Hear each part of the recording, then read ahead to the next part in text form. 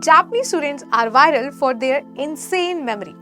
So in today's video, I'm sharing 5 Japanese hacks with you to learn any difficult topics in a more easier way. Number 1, stair-step method.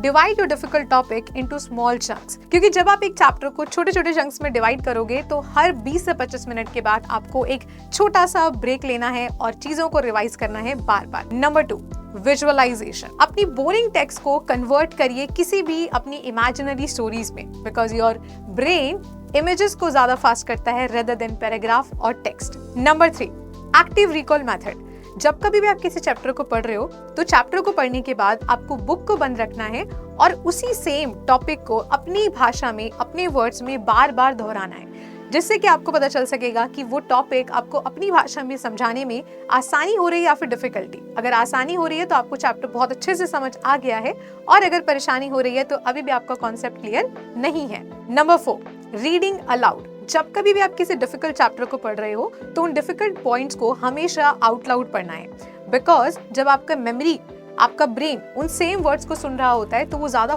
Fast learn करता है rather then जब आप मन मन में चीजों को पढ़ते हो. Number 5, teach it to yourself. जब कभी भी आप कोई कॉन्सेप्ट पढ़ते हो तो आप किताबों को साइड रखिए और थोड़े समय के लिए सेम कॉन्सेप्ट खुद को समझाइए. उससे आपको पता चलेगा कि क्या आप खुद को बेहतर समझा पा रहे हो या फिर नहीं.